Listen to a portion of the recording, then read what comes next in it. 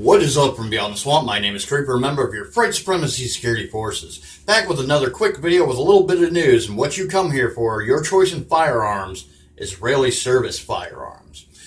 In the news, well, the most recent upcoming video with the Israeli weapons, something happened and, well, I felt that you guys needed to see it.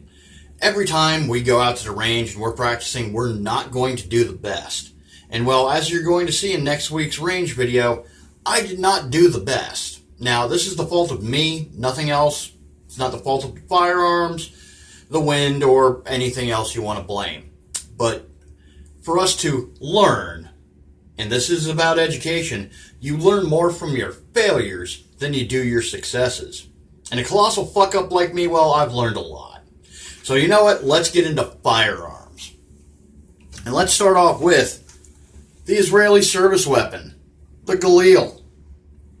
Now, Gasly's going to like this one because the Israelis were very forward thinking when they designed this rifle. Now, AKs, which this is based off of, are well suited for left-handed shooters. But they were so forward thinking that they had to help out us right-handed shooters with this rifle. You have an upturned charging handle to help with right-handed shooters. You even have a safety selector, if I can get this focus, right here where I can put it on safe and fire. So, with this one, left-handers were in mind. Standard other arrangement, 0 to 100 sights, flip it off to further sights, about 400 meters, and you do have a set of flip-up night sights. Sadly, the radium in these have gone past their half-life, so they don't work anymore. Chambered in 5.56 with a 35 round magazine over standard service weapons of 30 gives you just a little bit more. And there's an awesome little beer popping trick that I can do with this one, but I don't have a beverage on hand because, well, I don't want Phil making fun of me again. So let's get into the service sidearm.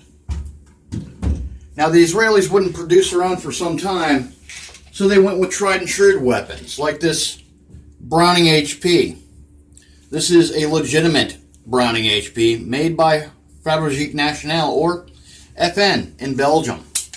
Boasts a 13-round magazine of 9mm. High capacity for the time. It is a single-active arrangement, so much like the 1911s, that hammer has to be back for it to fire. Takedown is exactly the same as a 1911.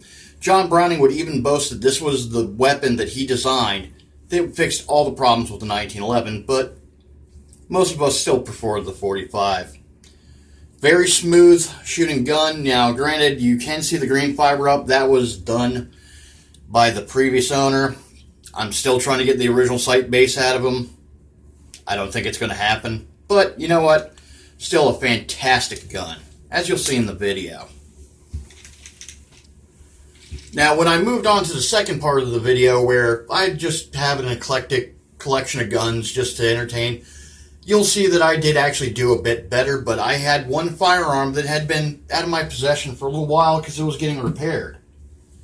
I got my Turkish Mauser back in the original 8mm Mauser. This is an interwar made in 1933, as we can see on the crest there, if I can get her to focus. And it is a cock-on close arrangement, much like the Enfields. All in all, was a decent service weapon, hard-hitting cartridge, and was accurate enough for everything that the Turks needed to do. You know what? That might still show up in another video, but we'll see.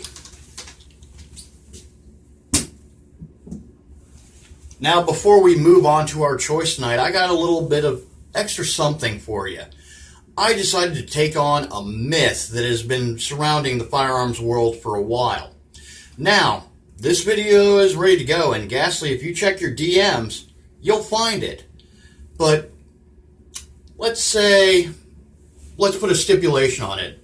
Maybe drop a comma, maybe a viewer mount breached, or maybe an executive decision. As always, the choice is yours. Now, speaking of choices, let's move on into our two selections for tonight. Bulgarian firearms will be coming back. If they fail in this round, they will go into the loser's bracket where they will take on Czech firearms. Your second selection is Yugoslavian firearms. So, as always, go ahead, vote. Stuff that ballot box with bits and krill, as that helps Ghastly out. And until next time, you guys stay safe out there.